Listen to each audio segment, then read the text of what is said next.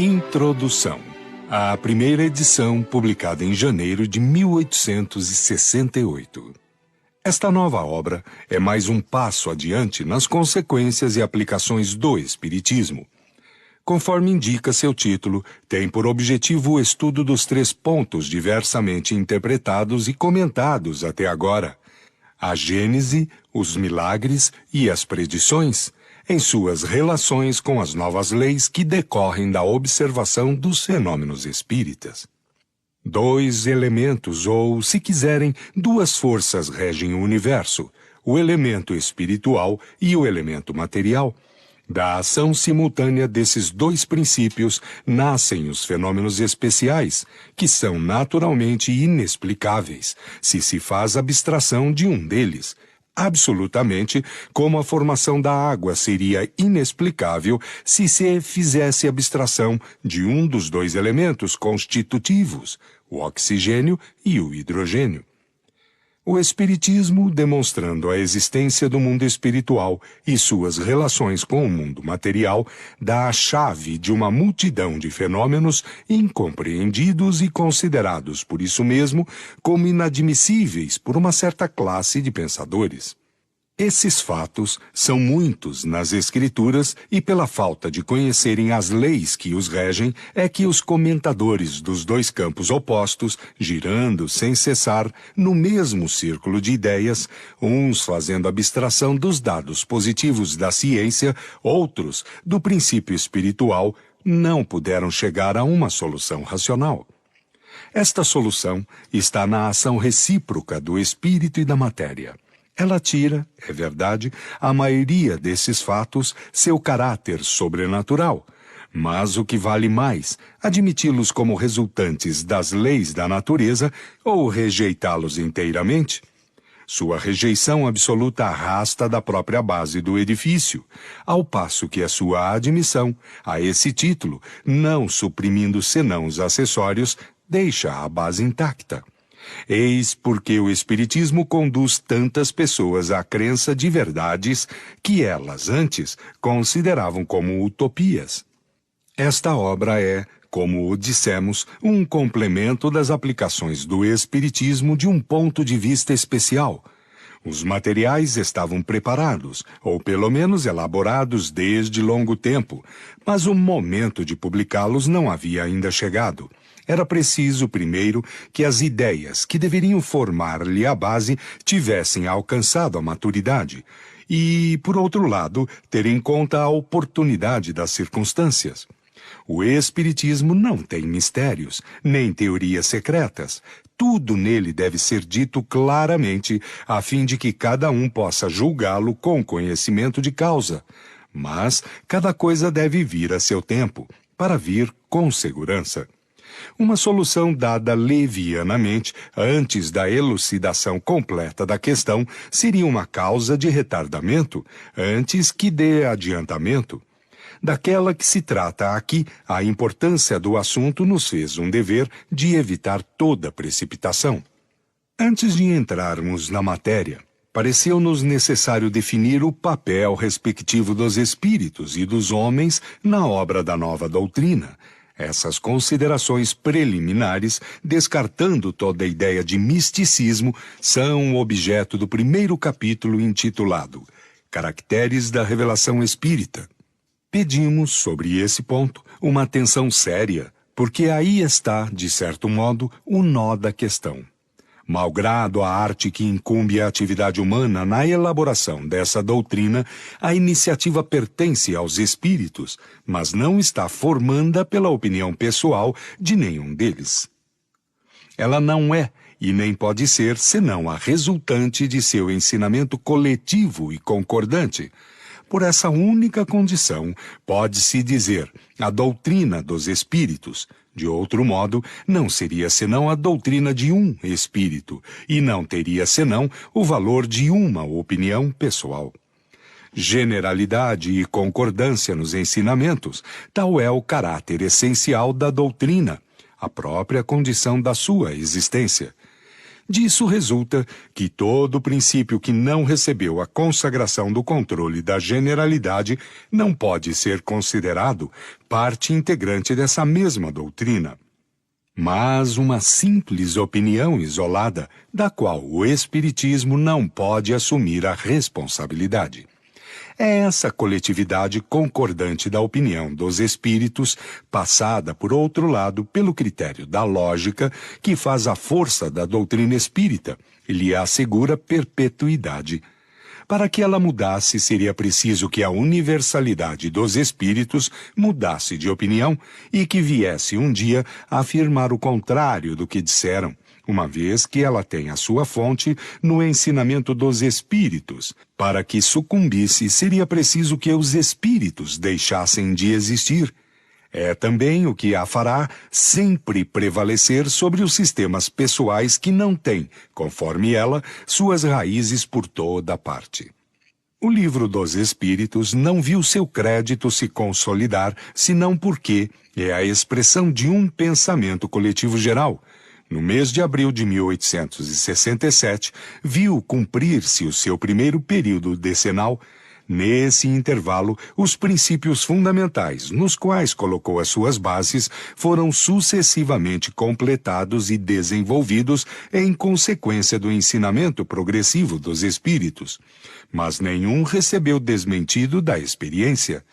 Todos, sem exceção, permaneceram em pé, mais vivazes do que nunca, ao passo que de todas as ideias contraditórias que alguns tentavam opor-lhe, nenhuma prevaleceu, precisamente porque de toda parte o contrário era ensinado. Aí está um resultado característico que podemos proclamar, sem vaidade, uma vez que jamais dele nos atribuímos o mérito. Os mesmos escrúpulos tendo presidido a redação das nossas outras obras, podemos, na verdade, dizê-las segundo o Espiritismo, porque estávamos certos da sua conformidade com o ensinamento geral dos Espíritos. Ocorre o mesmo com esta, que podemos, por motivos semelhantes, dar como complemento das precedentes, com exceção, todavia, de algumas teorias ainda hipotéticas que tivemos o cuidado de indicar como tais e que devem ser consideradas opiniões pessoais, até que sejam confirmadas ou contraditadas, a fim de não pesar a sua responsabilidade sobre a doutrina. De resto, os leitores assíduos da revista puderam observar no estado do esboço a maioria das ideias que estão desenvolvidas nesta última obra, conforme o fizemos com as precedentes. A revista é, frequentemente para nós, um terreno de ensaio destinado a sondar a opinião dos homens e dos espíritos sobre certos princípios, antes de admiti-los como partes constitutivas da doutrina.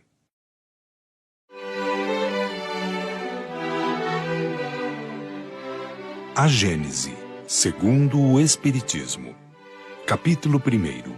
Caracteres da revelação espírita. 1. Pode-se considerar o Espiritismo uma revelação? Neste caso, qual é o seu caráter? Sobre o que está fundada a sua autenticidade? A quem e de que modo foi feita? A doutrina espírita é uma revelação no sentido teológico da palavra, quer dizer, é, em todos os pontos, o produto de um ensinamento oculto vindo do alto? É absoluta ou suscetível de modificações? Trazendo aos homens a verdade pronta, a revelação não teria por efeito impedi-los de fazerem uso de suas faculdades, uma vez que lhes pouparia o trabalho da pesquisa? Qual pode ser a autoridade do ensinamento dos espíritos se eles não são infalíveis e superiores à humanidade? Qual a utilidade da moral que pregam, se essa moral não é outra senão a do Cristo que se conhece? Quais são as verdades novas que nos trazem? Tem o homem necessidade de uma revelação e não pode encontrar em si mesmo e em sua consciência tudo o que lhe é necessário para se conduzir? Tais são as questões sobre as quais importa nos fixemos. 2. Definamos primeiro o sentido da palavra revelação. Revelar, do latim revelare, cuja raiz é velum, véu, significa literalmente sair de sob o véu e no figurado. Descobrir, fazer conhecer uma coisa secreta ou desconhecida. Em sua acepção vulgar, a mais geral, diz-se de toda coisa ignorada que vem à luz, de toda ideia nova que se coloca na pista daquilo que não se conhecia. Deste ponto de vista, todas as ciências que nos dão a conhecer os mistérios da natureza são revelações, e pode-se dizer que há, para nós, revelação incessante. A astronomia nos revelou o mundo astral que não conhecíamos, a geologia, a formação da Terra, a química, as leis da afinidade, a fisiologia, as funções do organismo, etc. Copérnico, Galileu, Newton, Laplace, Lavoisier são reveladores. 3. O caráter essencial de toda revelação deve ser a verdade. Revelar um segredo é dar a conhecer um fato. Se a coisa é falsa, não é um fato, e, por consequência, não há revelação. Toda revelação desmentida pelos fatos não é revelação, se é atribuída a Deus, e Deus, não podendo nem mentir e nem enganar, ela não pode emanar dele. É preciso considerá-la como produto de uma concepção humana. 4. Qual é o papel do professor diante de seus alunos, se não é o de um revelador? Ensina-lhes o que não sabem, o que não teriam nem tempo e nem possibilidade de descobrir por si mesmos, porque a ciência é a obra coletiva dos séculos e de uma multidão de homens que deram, cada um, o seu contingente de observações, e das quais se aproveitam aqueles que vêm após eles. O ensinamento é, pois, em realidade, a revelação de certas verdades científicas ou morais, físicas ou metafísicas, feitas por homens que as conhecem a outros que as ignoram e que, sem isso, as teriam sempre ignorado. 5. Mas o professor não ensina senão o que aprendeu. É um revelador de segunda ordem. O homem de gênio ensina o que descobriu por si mesmo. É o revelador primitivo. Produz a luz que gradualmente se vulgariza. Onde estaria a humanidade sem a revelação dos homens de gênio que aparecem de tempos em tempos? Mas o que são os homens de gênio? Por que são homens de gênio? De onde vêm? Em que se convertem? Notemos que a maior parte traz, em nascendo, faculdades transcendentais e conhecimentos inatos, que um pouco de trabalho basta para desenvolver. Pertencem realmente à humanidade, uma vez que nascem, vivem e morrem como nós. Onde, pois, aurem esses conhecimentos que não puderam adquirir em sua vida? Dir-se-á, como os materialistas, que o acaso lhes deu a matéria cerebral em maior quantidade e de melhor qualidade? Neste caso, não teriam mais mérito do que um legume maior e mais saboroso do que um outro. Dir-se-á, com certos espiritualistas, que Deus os dotou de uma alma mais favorecida do que a do homem comum? Suposição inteiramente ilógica, uma vez que acusaria Deus de parcialidade. A única solução racional desse problema está na pré-existência da alma e na pluralidade das existências.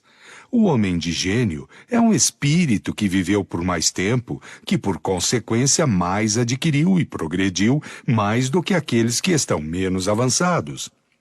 Em se encarnando, traz o que sabe, e como sabe muito mais do que os outros, sem ter necessidade de aprender, é o que se chama um homem de gênio.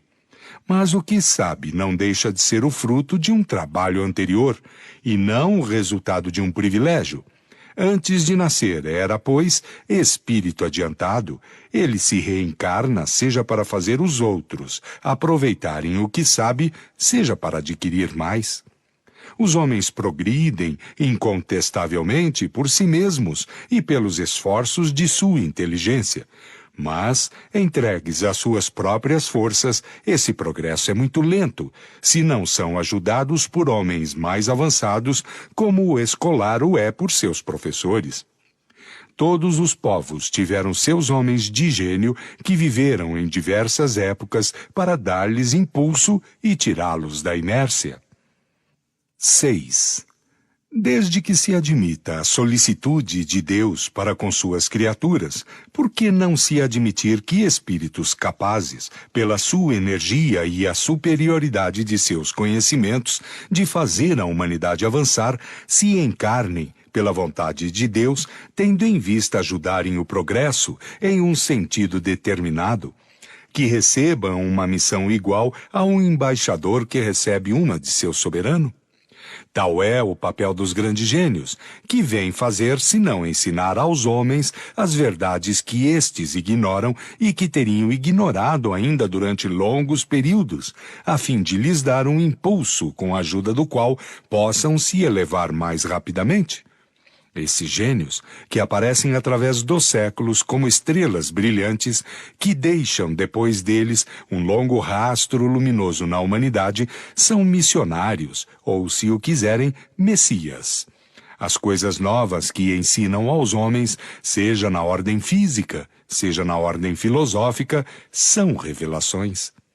Se Deus suscita reveladores para as verdades científicas, pode, com mais forte razão, suscitá-los para as verdades morais, que são um dos elementos essenciais do progresso. Tais são os filósofos cujas ideias atravessaram os séculos. 7. No sentido especial de fé religiosa, a revelação se diz mais particularmente das coisas espirituais que o homem não pode saber por si mesmo, que não pode descobrir por meio de seus sentidos, e cujo conhecimento lhe é dado por Deus ou por seus mensageiros, seja por meio da palavra direta, seja pela inspiração. Neste caso, a revelação é sempre feita por homens privilegiados, designados sob o nome de profetas ou messias, quer dizer, enviados, missionários, com a missão de transmiti-la aos homens. Considerada sob este ponto de vista, a revelação implica passividade absoluta, é aceita sem controle, sem discussão. 8. Todas as religiões tiveram os seus reveladores, e embora estivessem longe de haver conhecido toda a verdade, tiveram a sua razão de ser providencial, porque eram apropriados ao tempo e ao meio onde viviam, ao gênio particular dos povos aos quais falavam e aos quais eram relativamente superiores. Malgrado os erros de suas doutrinas, não deixaram de agitar os espíritos, e por isso mesmo semeados germens do progresso que mais tarde deveriam desabrochar ou desabrocharão um dia ao sol do cristianismo. É, pois, erradamente que se lhes lança anátemas em nome da ortodoxia, porque um dia virá no qual todas essas crenças, tão diferentes pela forma, mas que repousam em realidade sobre um mesmo princípio fundamental, Deus e a imortalidade da alma se fundirão em uma grande e vasta unidade, quando a razão houver triunfado sobre os preconceitos. Infelizmente, as religiões, em todos os tempos, foram instrumentos de dominação. O papel de profeta tentou as ambições secundárias e se viu surgir uma multidão de pretensos reveladores, ou messias, que, graças ao prestígio desse nome, exploram a credulidade em proveito do seu orgulho, de sua cupidez ou de sua preguiça, achando mais cômodo viver às expensas de suas vítimas. A religião cristã não esteve ao abrigo desses parasitas. A esse propósito, rogamos uma atenção séria sobre o capítulo 21 de O Evangelho segundo o Espiritismo. Haverá falsos cristos e falsos profetas. 9. Há revelações diretas de Deus para os homens? É uma pergunta que não ousaríamos resolver, nem afirmativa nem negativamente, de maneira absoluta. Isso não é radicalmente impossível, mas nada nos dá a sua prova certa. O que não poderia ser duvidoso é que os espíritos, os mais próximos de Deus pela perfeição, se penetram de seu pensamento e podem transmiti-lo. Quanto aos reveladores encarnados, segundo a ordem hierárquica a qual pertençam e o grau de seu saber pessoal, podem aurir suas instruções em seus próprios conhecimentos ou recebê-las de espíritos mais elevados, até mesmo dos mensageiros diretos de Deus. Estes, falando em nome de Deus, puderam ser, por vezes, tomados pelo próprio Deus. Essas espécies de comunicações nada têm de estranhas para quem conhece os fenômenos espíritas e a maneira pela qual se estabelecem as relações entre os encarnados e os desencarnados. As instruções podem ser transmitidas por diversos meios, pela inspiração pura e simples, pela audição da palavra, pela contemplação dos espíritos instrutores nas visões e aparições, seja em sonho, seja no estado de vigília, como se vê em muitos exemplos delas na Bíblia, no Evangelho e nos livros sagrados de todos os povos. É, pois, rigorosamente exato dizer que a maioria dos reveladores são médios inspirados, audientes ou videntes, de onde não se segue que todos os médiuns sejam reveladores, e ainda menos intermediários diretos da divindade ou de seus mensageiros. 10. Somente os espíritos puros recebem a palavra de Deus com a missão de transmiti-la. Mas sabe-se agora que os espíritos estão longe de ser todos perfeitos e que existem os que se apresentam sob falsas aparências. Isso foi o que levou São João a dizer: não creiais em todo espírito, mas vede antes se os espíritos são de Deus. Primeira Epístola, capítulo 4, versículo 4. Pode, pois, haver revelações sérias e verdadeiras, como as há apócrifas e mentirosas. O caráter da revelação divina é o da eterna verdade. Toda revelação maculada pelo erro ou sujeita a mudanças não pode emanar de Deus. Assim é que a lei do Decálogo tem todos os caracteres de sua origem, ao passo que as outras leis mosaicas, essencialmente transitórias, frequentemente em contradição com a lei do Sinai, são a obra pessoal e política do legislador hebreu. Os costumes do povo se abrandando, suas leis por si mesmas caíram em desuso, enquanto que o Decálogo permaneceu em pé como o farol da humanidade. O Cristo fez dele a base do seu edifício, ao passo que aboliu as outras leis. Se elas fossem obras de Deus, guardar-se-ia de tocá-las. O Cristo e Moisés foram os dois grandes reveladores que mudaram a face do mundo, e aí está a prova da sua missão divina. Uma obra puramente humana não teria tal poder. 11. Uma importante revelação se cumpre na época atual, a que nos mostra a possibilidade de comunicação com os seres do mundo espiritual. Esse conhecimento não é novo, sem dúvida, mas permaneceu até os nossos dias, de certa forma, no estado de letra morta, quer dizer, sem proveito para a humanidade. A ignorância das leis que regem essas relações as havia sufocado sob a superstição. O homem era incapaz de delas tirar alguma dedução salutar.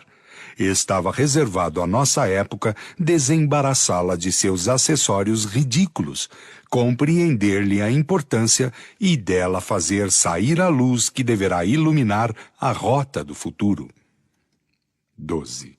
O Espiritismo, dando-nos a conhecer o mundo invisível que nos envolve e no meio do qual vivemos sem disso desconfiarmos, as leis que o regem, suas relações com o mundo visível, a natureza e o estado dos seres que o habitam e, em consequência, o destino do homem depois da morte, é uma verdadeira revelação na acepção científica da palavra. 13. Por sua natureza, a revelação espírita tem duplo caráter. Resulta ao mesmo tempo da revelação divina e da revelação científica. Resulta da primeira no sentido de que seu advento foi providencial, e não resultado da iniciativa e de um desejo premeditado do homem, que os pontos fundamentais da doutrina são o fato do ensinamento dado pelos Espíritos e encarregados por Deus para esclarecerem os homens sobre as coisas que ignoravam, que não poderiam aprender por si mesmos e que lhes convinha conhecer. Hoje, que estão amadurecidos para compreendê-las. Resulta da segunda no sentido de que esse ensinamento não é privilégio de nenhum indivíduo, mas é dado a todo mundo pelo mesmo meio, que aqueles que os transmitem e os que os recebem não são seres passivos, dispensados do trabalho de observação e de pesquisa, que não renunciam ao seu juízo e ao seu livre-arbítrio, que o controle não lhes é proibido, mas ao contrário, recomendado.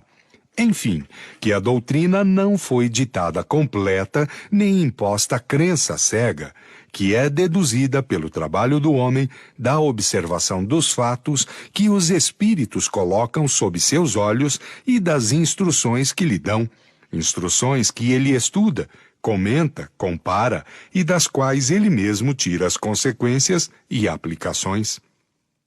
Em uma palavra, o que caracteriza a revelação espírita é que sua fonte é divina, que a iniciativa pertence aos espíritos e que a elaboração resulta do trabalho do homem. 14. Como meio de elaboração, o Espiritismo procede exatamente do mesmo modo que as ciências positivas, quer dizer, aplica um método experimental. Fatos de uma ordem nova se apresentam e não podem se explicar pelas leis conhecidas. Observa-os, compara-os, analisa-os e dos efeitos remontados às causas chega à lei que os rege. Depois, deduz suas consequências e procura suas aplicações úteis. Não estabelece nenhuma teoria pré-concebida. Assim, não colocou como hipótese nem a existência e intervenção dos espíritos, nem o perispírito, nem a reencarnação, nem nenhum dos princípios da doutrina. Concluiu da existência dos espíritos quando essa existência se deduziu, com evidência, da observação dos fatos, e assim os outros princípios. Não foram os fatos que vieram confirmar a teoria, mas a teoria que veio, subsequentemente, explicar e resumir os fatos. É, pois, rigorosamente exato dizer que o Espiritismo é uma ciência de observação e não o produto da imaginação. As ciências não tiveram progresso sério senão depois que o seu estudo se baseou no método experimental. Mas até esse dia acreditou-se que esse método não era aplicável senão à matéria, ao passo que o é, igualmente, às coisas metafísicas. 15. Citemos um exemplo. Passa-se no mundo dos espíritos um fato muito singular, e que seguramente ninguém teria suspeitado que é o dos espíritos que não se creem mortos. Pois bem, os espíritos superiores que o conhecem perfeitamente não vieram dizer por antecipação, aspas, a espíritos que creem ainda viver a vida terrestre, que conservaram os seus gostos, seus hábitos e seus instintos, fecha aspas. Mas provocaram a manifestação de espíritos dessa categoria para nos fazer observá-los. Tendo, pois, visto espíritos incertos do seu estado, ou afirmando que estavam ainda neste mundo, e crendo aplicarem-se às suas ocupações ordinárias, do exemplo concluiu-se a regra. A multiplicidade dos fatos análogos provou que não era uma exceção, mas uma das fases da vida espírita.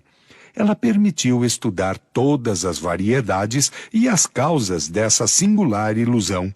Reconhecer que essa situação é, sobretudo, própria dos espíritos pouco avançados moralmente e particular a certos gêneros de morte, que é temporária, mas pode durar dias, meses e anos. Foi assim que a teoria nasceu da observação. Ocorre o mesmo com todos os outros princípios da doutrina. 16. Do mesmo modo que a ciência propriamente dita tem por objeto o estudo das leis do princípio material, o objeto especial do espiritismo é o conhecimento das leis do princípio espiritual. Ora, como este último princípio é uma das forças da natureza que reage incessantemente sobre o princípio material e reciprocamente, disso resulta que o conhecimento de um não pode estar completo sem o conhecimento do outro. O espiritismo e a ciência se completam um pelo outro.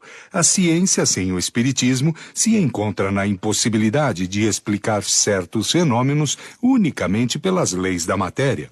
Ao espiritismo, sem a ciência, lhe faltaria apoio e controle.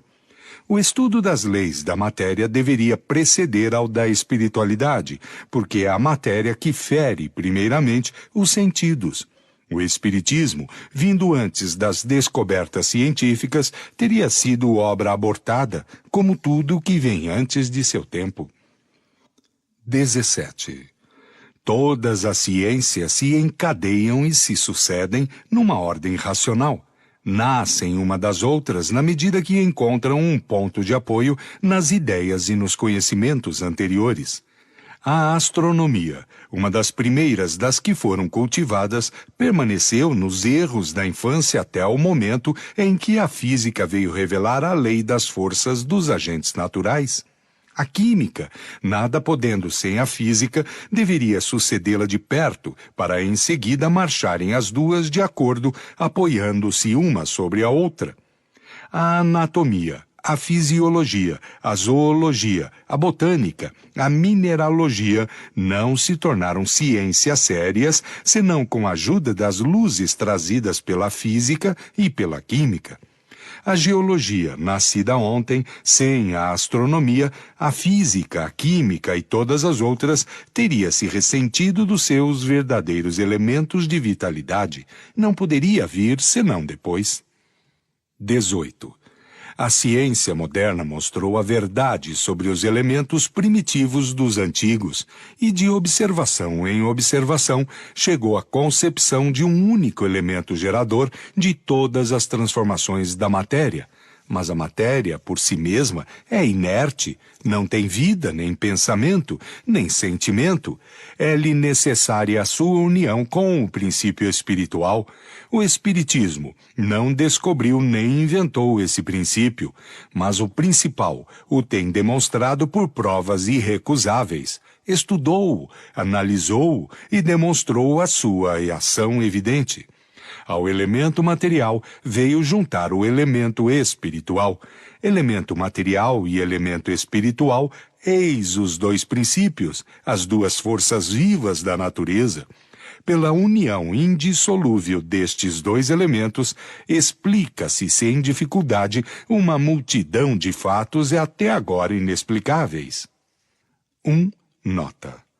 A palavra elemento não é tomada aqui no sentido de corpo simples, elementar, de moléculas primitivas, mas no de parte constituinte de um todo. Neste sentido, pode-se dizer que o elemento espiritual tem parte ativa na economia do universo, como se diz que o elemento civil e o elemento militar figuram no total de uma população, que o elemento religioso entra na educação, que na Argélia há o elemento árabe e o elemento europeu. Fim de nota. O Espiritismo, tendo por objeto de estudo um dos dois elementos constitutivos do universo, toca forçosamente na maioria das ciências. Não poderia vir senão depois da sua elaboração e nasce pelas forças das coisas, da impossibilidade de tudo se explicar somente com a ajuda das leis da matéria. 19. Acusa-se o espiritismo de parentesco com a magia e a feitiçaria, mas esquece-se que a astronomia tem por primogênita a astrologia judiciária, que não está longe de nós, que a química é filha da alquimia, da qual nenhum homem sensato ousaria se ocupar hoje. Ninguém nega, entretanto, que estivesse na astrologia e na alquimia o germe das verdades de onde saíram as ciências atuais.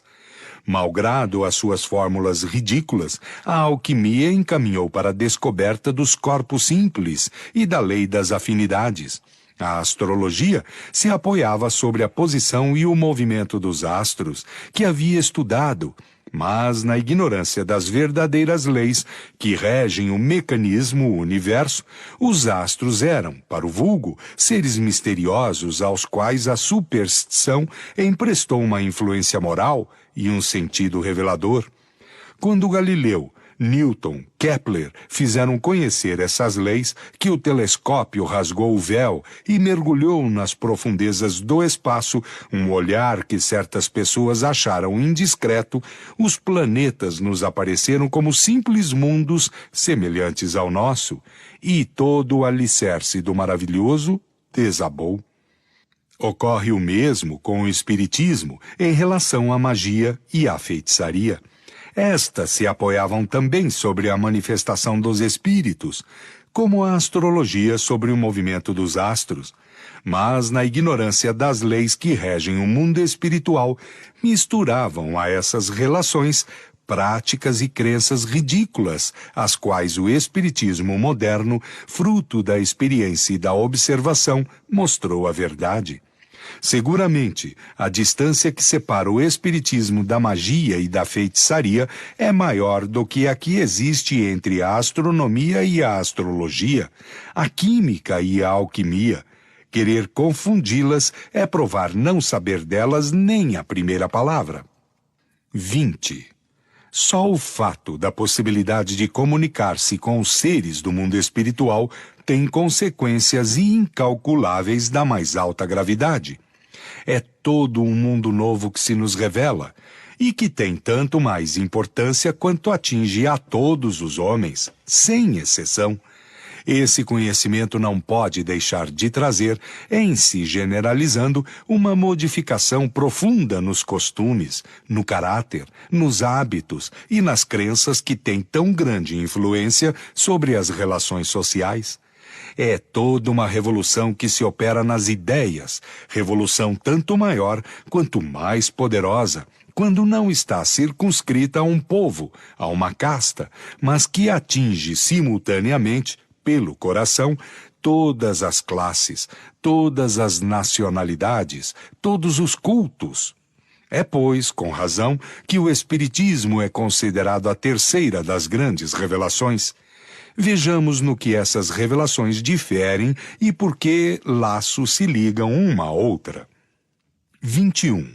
Moisés, na qualidade de profeta, revelou aos homens o conhecimento de um Deus único, soberano, Senhor e Criador de todas as coisas.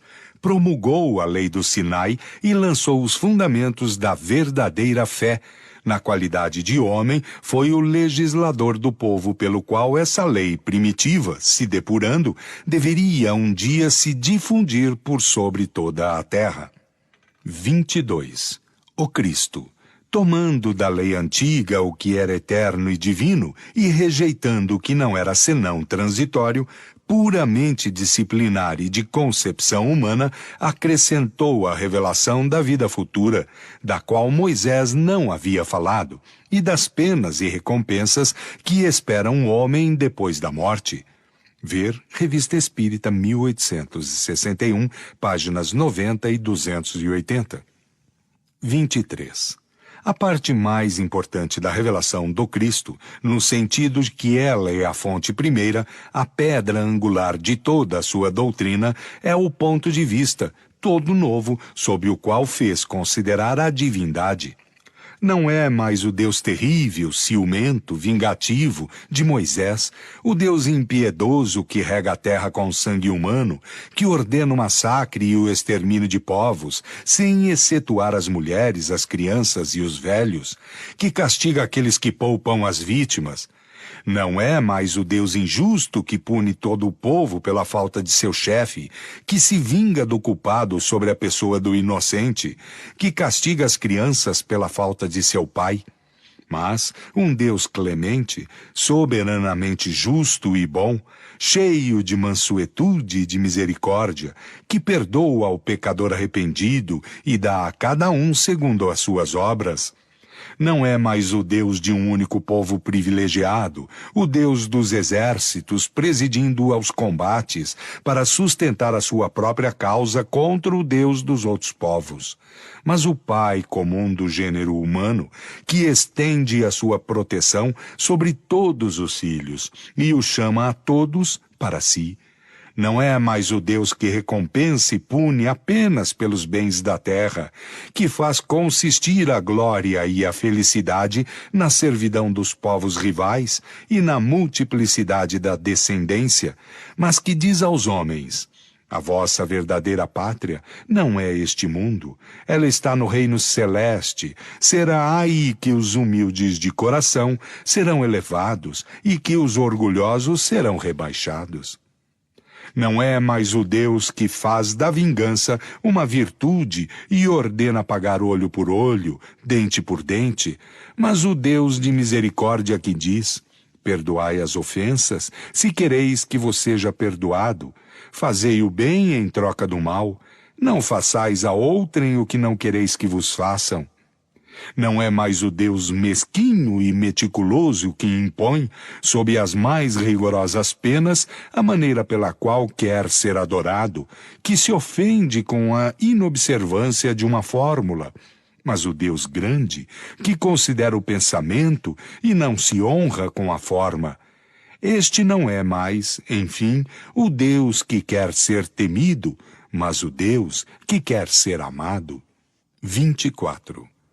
Sendo Deus o eixo de todas as crenças religiosas, o objetivo de todos os cultos, o caráter de todas as religiões está conforme a ideia que elas dão de Deus. As religiões que dele fazem um Deus vingativo e cruel creem honrá-lo por atos de crueldade, pelas fogueiras e pelas torturas. As que dele fazem um Deus parcial e ciumento são intolerantes, são mais ou menos meticulosas na forma, segundo o creem mais ou menos corrompido pelas fraquezas e mesquinharias humanas. 25. Toda a doutrina do Cristo está fundada sobre o caráter que ele atribui à divindade. Com um Deus imparcial, soberanamente justo, bom e misericordioso, pôde fazer do amor de Deus e da caridade para com o próximo a condição expressa de salvação e dizer: amai a Deus sobre todas as coisas e ao vosso próximo como a vós mesmos. Aí está toda a lei e todos os profetas, e não há outra. Sobre esta crença, somente pôde estabelecer o princípio da igualdade dos homens diante de Deus e da fraternidade universal. Mas era possível amar esse Deus de Moisés? Não, não se poderia senão temê-lo. Esta revelação dos verdadeiros atributos da divindade, junto à imortalidade da alma e da vida futura, modificou profundamente as relações mútuas dos homens, lhes impôs novas obrigações, fê-los encarar a vida presente sob uma outra luz. Devera, por isso mesmo, reagir sobre os costumes e as relações sociais. Incontestavelmente, pelas suas consequências, é esse o ponto capital da revelação do Cristo, e do qual não se tem compreendido bastante a importância.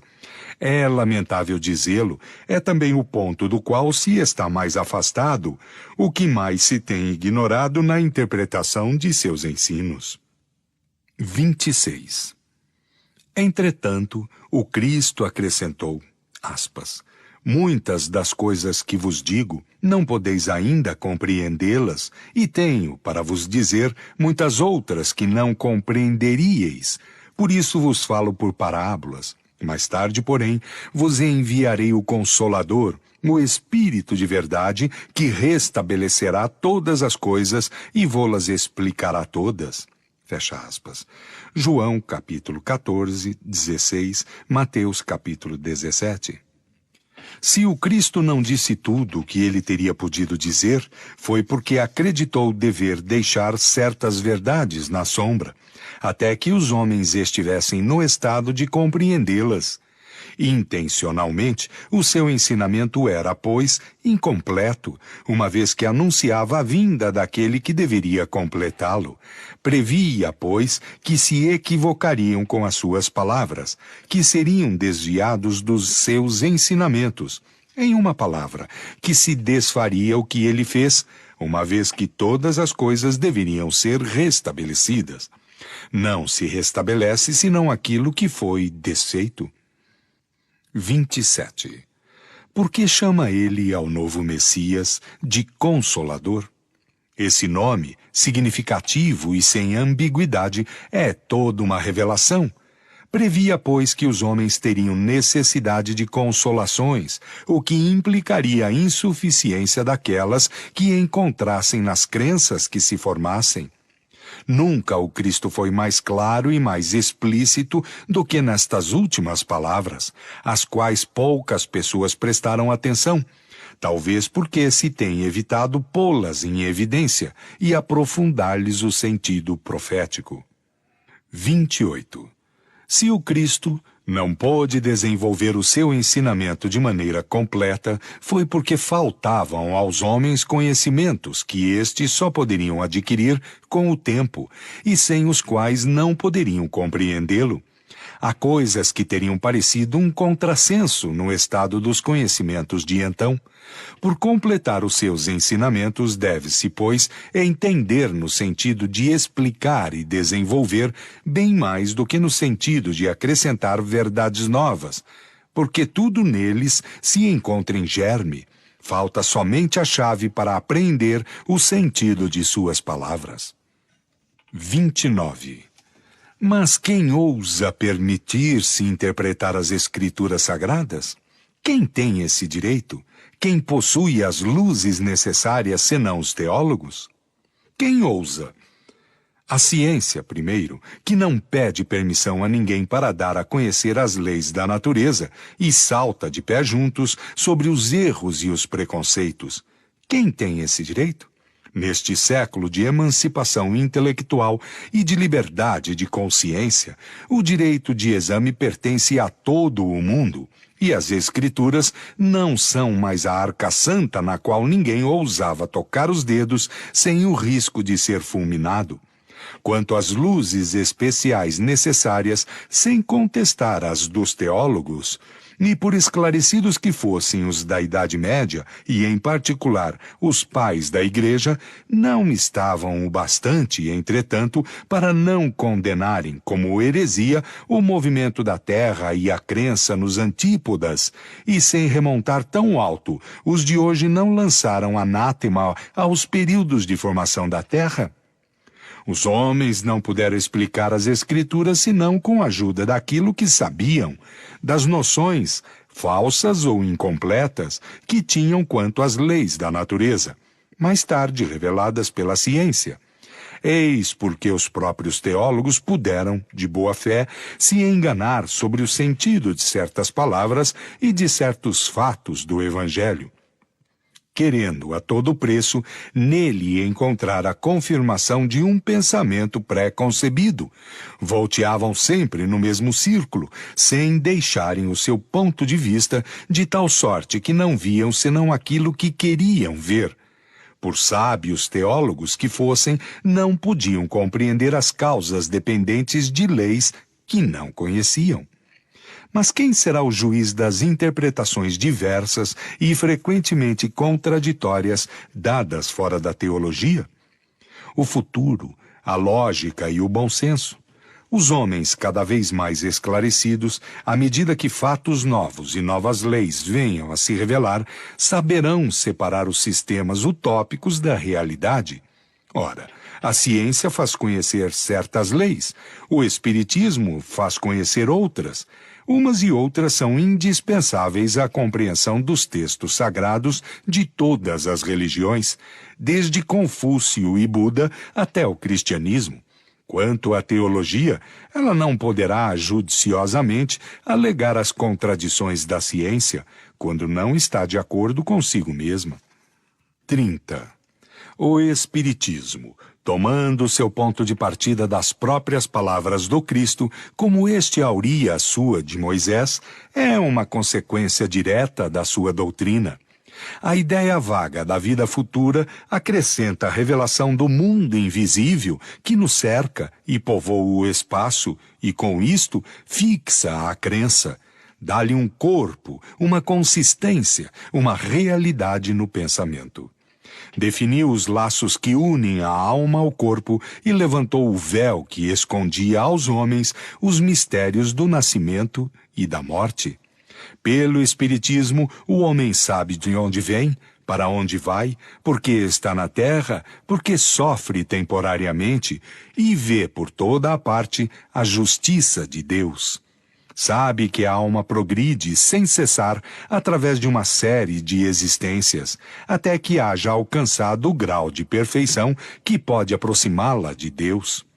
Sabe que todas as almas, tendo o mesmo ponto de partida, são criadas iguais, com uma mesma aptidão para progredir, em virtude do seu livre-arbítrio, que todas são da mesma essência e que não há entre elas senão a diferença do progresso realizado, que todas têm a mesma destinação e atingirão o mesmo objetivo, mais ou menos prontamente, segundo o seu trabalho e a sua boa vontade.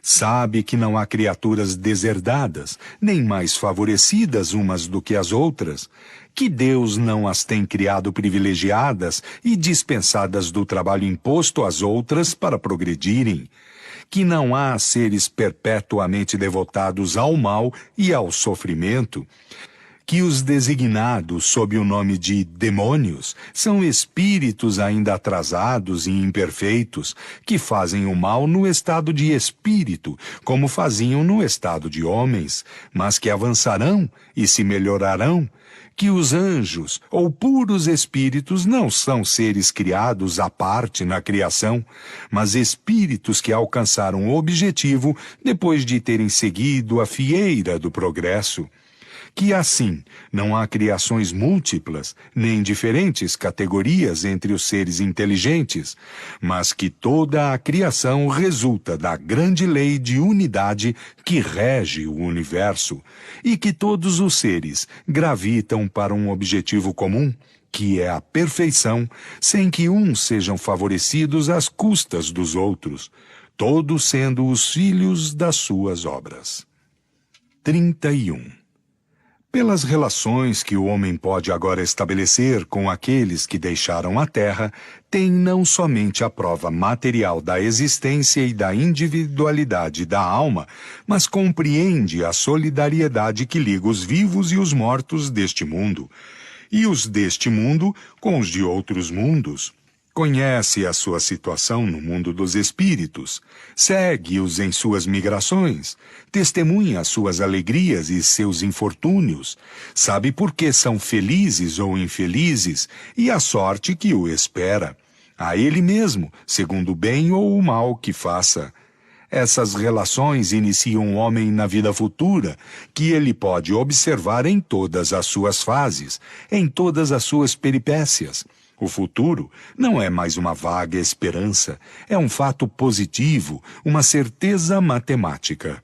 Desde então, a morte não tem mais nada de aterrorizante, porque é para ele a libertação, a porta da verdadeira vida. 32. Pelo estudo da situação dos espíritos, o homem sabe que a felicidade e a infelicidade na vida espiritual são inerentes ao grau de perfeição e de imperfeição que cada um sofre as consequências diretas e naturais de suas faltas. Dito de outro modo, que é punido por onde tem pecado, que essas consequências duram tão longo tempo quanto as causas que as produziram, que assim o culpado sofreria eternamente se persistisse eternamente no mal, mas que o sofrimento cessa com o arrependimento e a reparação. Ora, como depende de cada um melhorar-se, cada um pode, em virtude do seu livre-arbítrio, prolongar ou abreviar seus sofrimentos. como o doente sofre dos seus excessos tão longo tempo enquanto não lhes põe termo. 33. Se a razão repele, por incompatível com a bondade de Deus, a ideia das penas irremissíveis, perpétuas e absolutas, frequentemente infligidas por uma única falta, ou os suplícios do inferno que não pode abrandar o mais ardente e o mais sincero arrependimento, ela se inclina diante dessa justiça distributiva e imparcial, que leva tudo em conta, não fecha nunca a porta do retorno e estende sem cessar a mão ao náufrago, em lugar de empurrá-lo para o abismo. 34. A pluralidade das existências, cujo princípio o Cristo colocou no Evangelho, mas sem defini-lo mais do que muitos outros, é uma das leis mais importantes reveladas pelo Espiritismo, no sentido de que lhe demonstra a realidade e a necessidade para o progresso. Por essa lei, o homem explica todas as aparentes anomalias que a vida humana apresenta.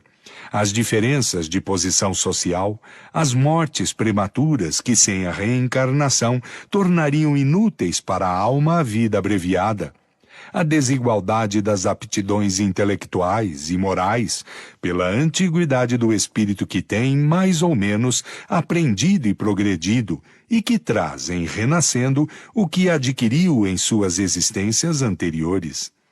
35. Com a doutrina da criação da alma em cada nascimento, vem-se cair no sistema das criações privilegiadas. Os homens são estranhos uns aos outros, nada os liga. Os laços de família são puramente carnais. Não são solidários com um passado em que não existiam. Com a doutrina do nada depois da morte, toda a relação cessa com a vida. Eles não são solidários quanto ao futuro. Pela reencarnação, são solidários quanto ao passado e quanto ao futuro. As suas relações se perpetuam no mundo espiritual e no mundo corporal. A fraternidade tem por base as próprias leis da natureza.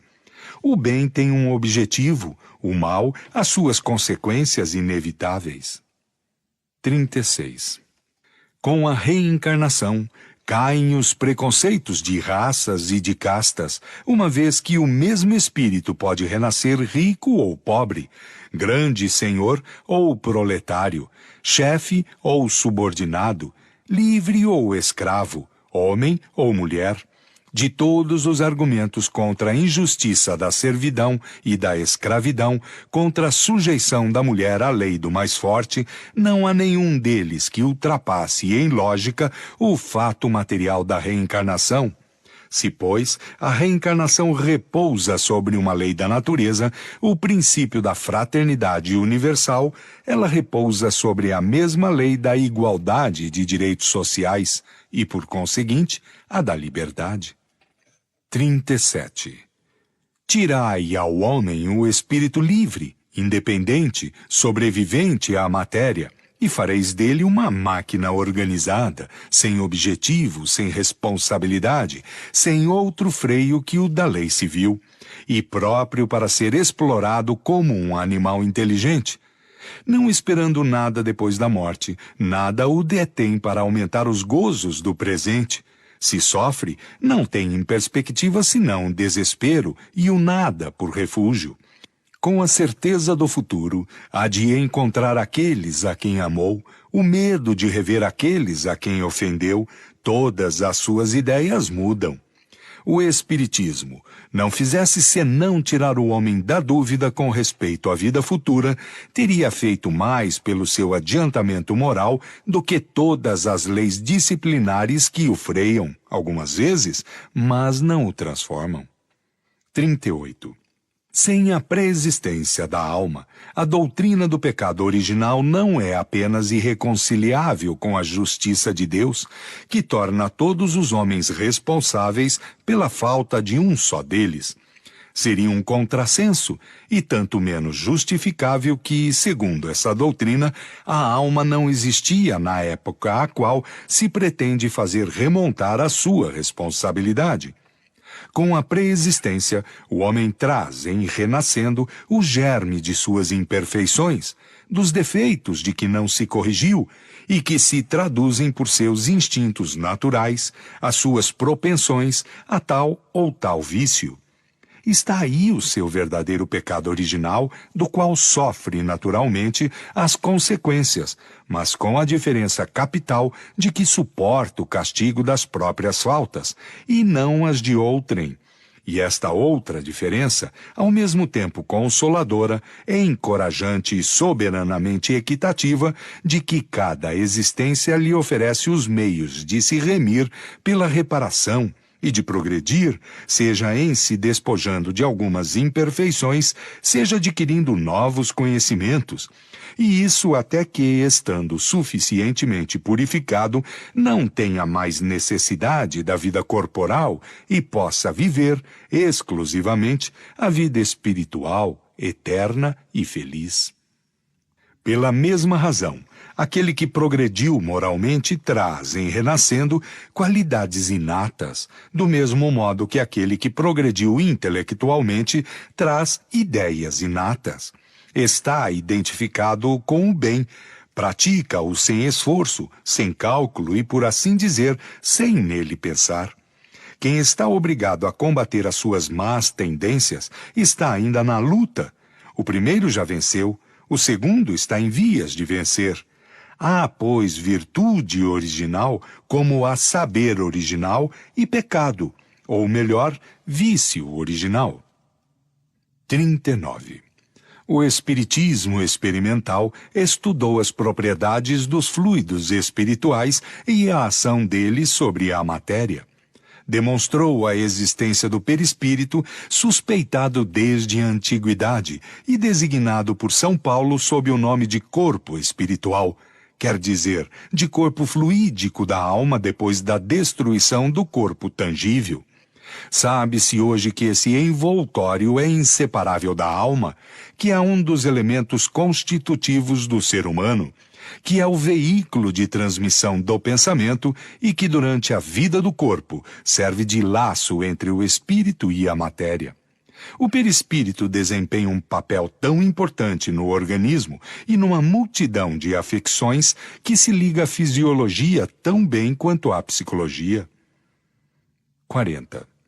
O estudo das propriedades do perispírito, dos fluidos espirituais e dos atributos fisiológicos da alma abre novos horizontes à ciência e dá a chave de uma multidão de fenômenos incompreendidos até então, por falta de conhecimento da lei que os rege. Fenômenos negados pelo materialismo, por se ligarem à espiritualidade, qualificados por outros de milagres ou de sortilégios, segundo as crenças.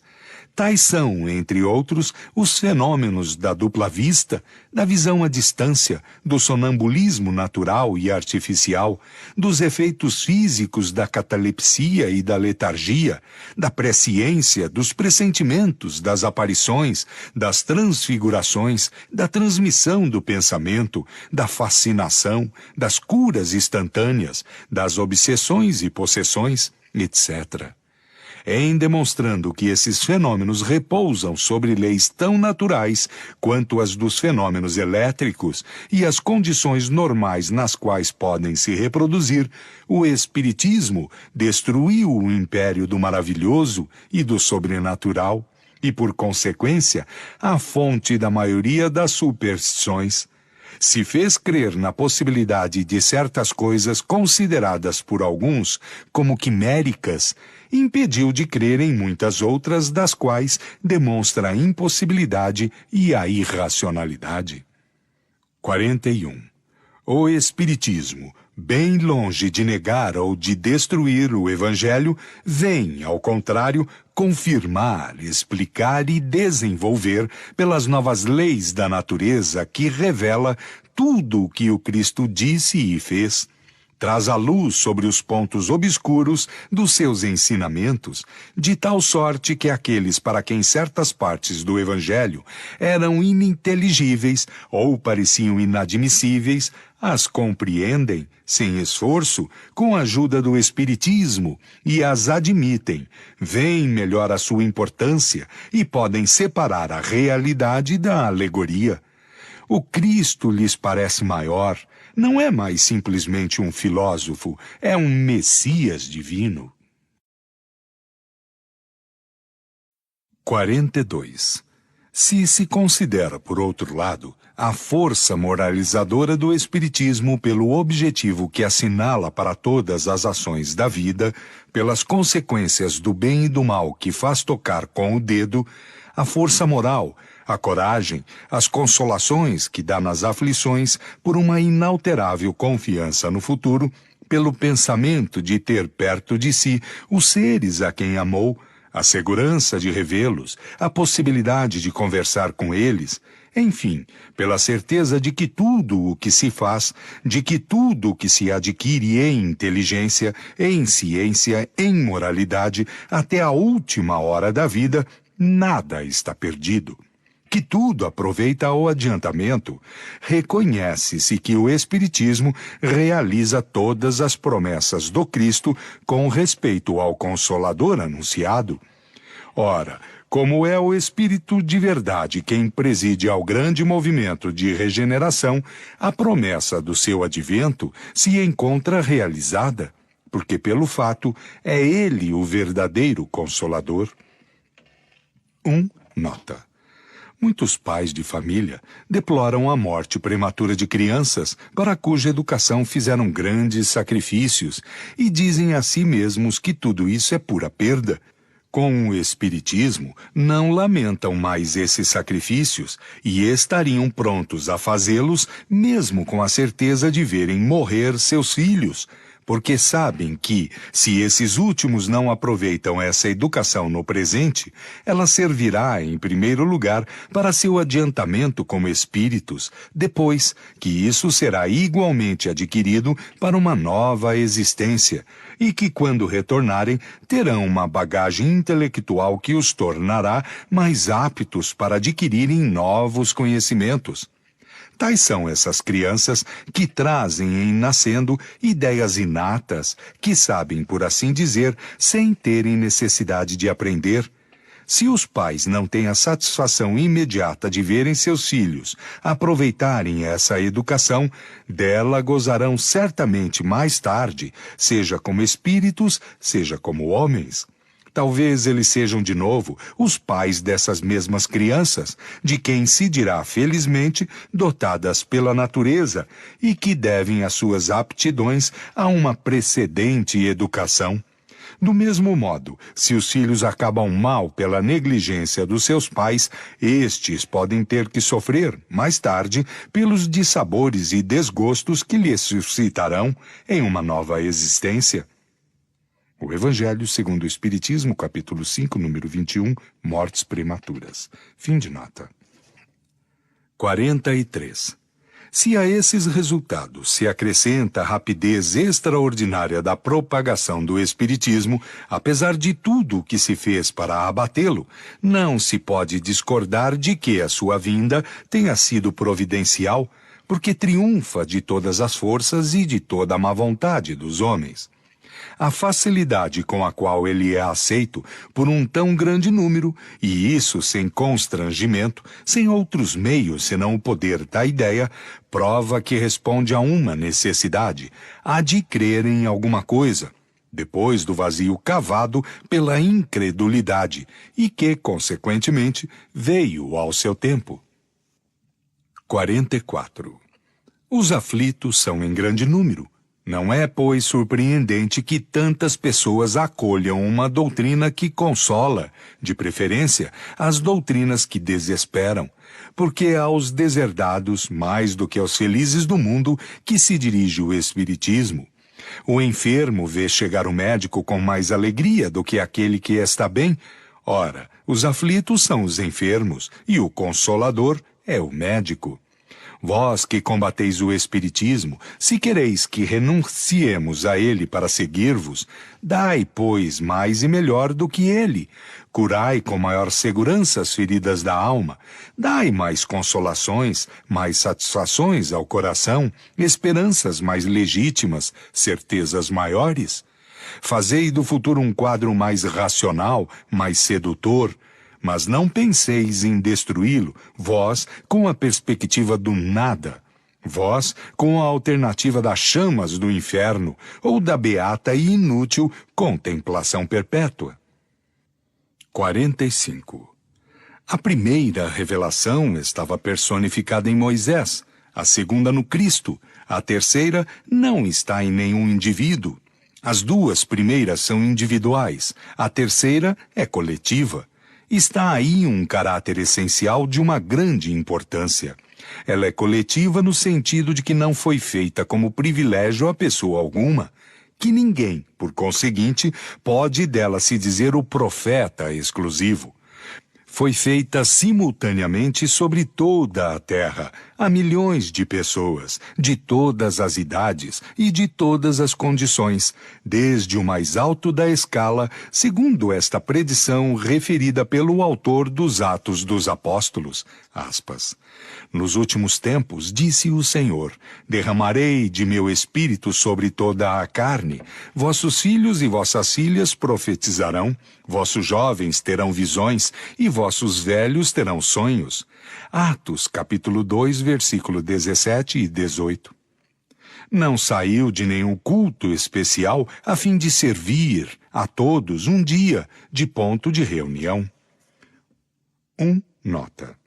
Nosso papel pessoal no grande movimento de ideias que se prepara pelo Espiritismo e que começa a se operar é o de um observador atento que estuda os fatos para procurar-lhes a causa e deles tirar as consequências. Confrontamos tudo aquilo que nos foi possível colecionar. Comparamos e comentamos as instruções dadas pelos Espíritos sobre todos os pontos do globo. Depois, coordenamos tudo metodicamente. Em uma palavra, estudamos e demos ao público o fruto das nossas pesquisas, sem atribuir ao nosso trabalho outro valor do que o de uma obra filosófica, deduzida da observação e da experiência, sem jamais nos colocarmos como fundador de doutrina, nem ter querido impor nossas ideias a ninguém. Publicando-as, usamos de um direito comum, e aqueles que as aceitaram fizeram-no livremente. Se essas encontraram numerosas simpatias, foi porque tiveram a vantagem de responder às aspirações de um grande número, do que não poderíamos nos envaidecer, uma vez que a origem não nos pertence. O nosso maior mérito é o da perseverança e do devotamento à causa que abraçamos. Em tudo isso, fizemos o que outros poderiam fazer igual a nós. Por isso, nunca tivemos a pretensão de nos crer profeta ou Messias, e ainda menos de nos dar como tal. Fim de nota. 46. As duas primeiras revelações, sendo o produto de um ensinamento pessoal, foram forçosamente localizadas, quer dizer, ocorreram sobre um único ponto em torno do qual a ideia se espalhou pouco a pouco. Mas necessitou muitos séculos para que atingissem as extremidades do mundo, sem mesmo invadi-lo inteiramente. A terceira tem de particular que, não estando personificada num indivíduo, produziu-se simultaneamente em milhares de pontos diferentes, todos tornando-se centros ou focos de irradiação. Multiplicando-se esses centros, seus raios se encontram pouco a pouco, como círculos formados por uma multidão de pedras lançadas na água, de tal sorte que, em dado tempo, acabarão por cobrir a superfície inteira do globo. Tal é uma das causas da rápida propagação da doutrina. Se ela tivesse num único ponto, se fosse obra exclusiva de um homem, teria formado seita ao seu redor, mas talvez decorresse meio século antes que tivesse alcançado os limites do país onde nascera, ao passo que, 10 anos depois, tem marcos plantados de um polo ao outro. 47. Esta circunstância, inaudita na história das doutrinas, deu a esta uma força excepcional e um poder de ação irresistível. Com efeito, se a reprimem num ponto, em um país, é materialmente impossível reprimi-la em todos os pontos, em todos os países. Por um lugar onde seja entravada, haverá 1000 ao lado onde ela florescerá. Ainda mais se a atingem num indivíduo, não se podem atingi-la nos espíritos que lhe são a fonte. Ora, como os espíritos estão por toda a parte, e haverá deles sempre, se por impossível se chegasse a abafá-la em todo o globo, ela reapareceria algum tempo depois, porque repousa sobre um fato, e esse fato está na natureza. E não se podem suprimir as leis da natureza. Eis do que devem se persuadir os que sonham com o aniquilamento do Espiritismo. Revista Espírita, fevereiro de 1865, página 38. Perpetuidade do Espiritismo. 48. Entretanto, disseminados esses centros, teriam podido permanecer muito tempo isolados uns dos outros, confinados que estão alguns em países longínquos. Entre eles, seria preciso um traço de união que os pusesse em comunhão de pensamentos com os seus irmãos em crença, dando-lhes a conhecer o que se fazia em outra parte.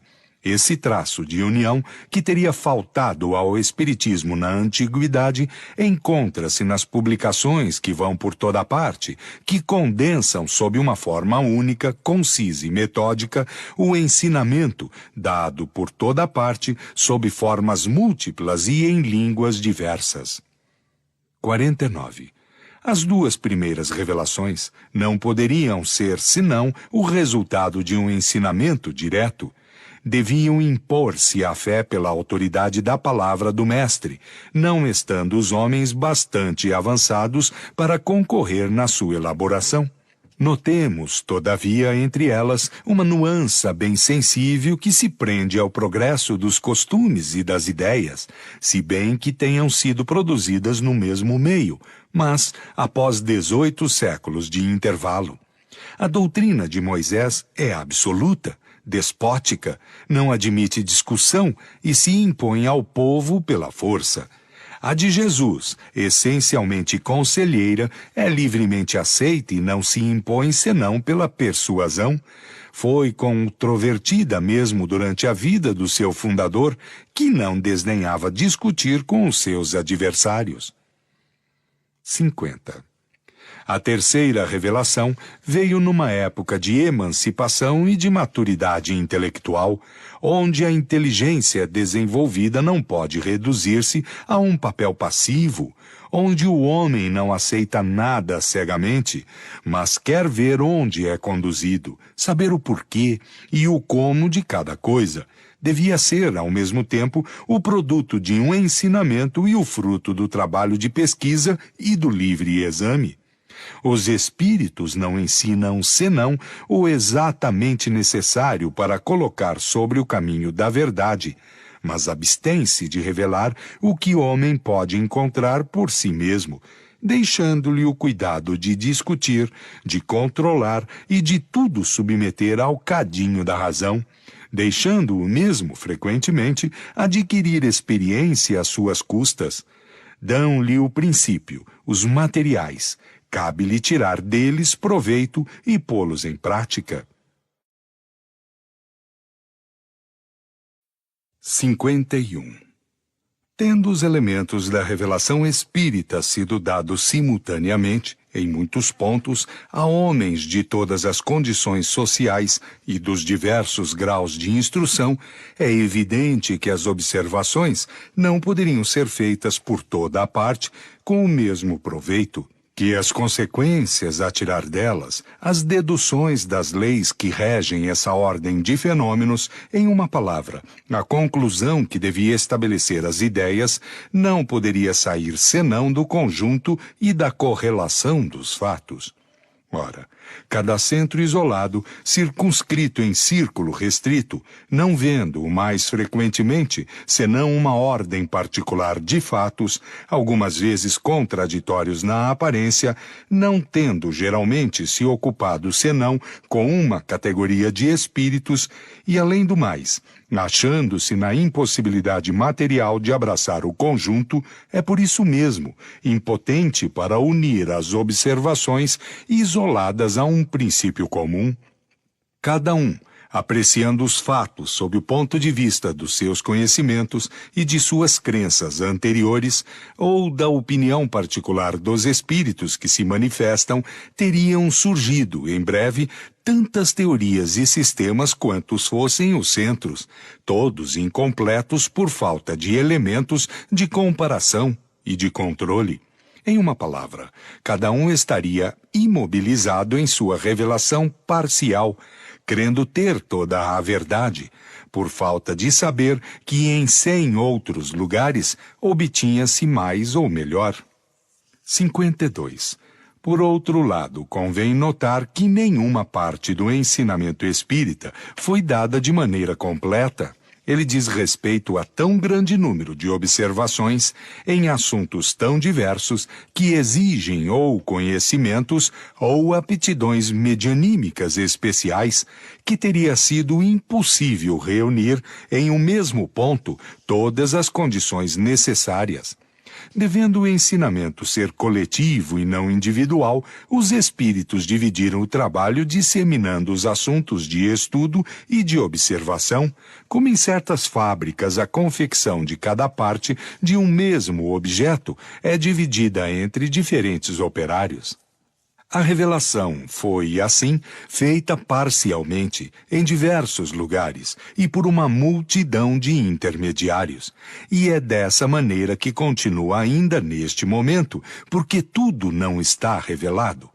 Cada centro encontra nos outros centros o complemento daquilo que obtém, e foi o conjunto, a coordenação de todos os ensinamentos parciais que constituíram a doutrina espírita. Era, pois, necessário agrupar os fatos esparsos para se lhes apreender a correlação, colecionar os documentos diversos, as instruções dadas pelos espíritos sobre todos os pontos e sobre todos os assuntos, para compará-los, analisá-los, estudar-lhes as analogias e as diferenças, sendo as comunicações dadas por espíritos de todas as ordens mais ou menos esclarecidos. Seria preciso analisar o grau de confiança que a razão permita conceder-lhes, distinguir as ideias sistemáticas individuais e isoladas das que tinham a sanção do ensinamento geral dos espíritos, as utopias das ideias práticas, suprimir as que eram notoriamente desmentidas pelos dados da ciência positiva e da lógica sã, utilizar igualmente os erros, as informações fornecidas pelos espíritos, mesmo de mais baixo estágio, para o conhecimento do estado do mundo invisível e dele formar um todo homogêneo. Seria preciso, em uma palavra, um centro de elaboração, independente de toda ideia pré-concebida, de todo o preconceito de seita, decidido a aceitar a verdade tornada evidente, mesmo sendo ela contrária às suas opiniões pessoais. Esse centro foi formado por si mesmo, pela força das coisas e sem propósito premeditado. Nota.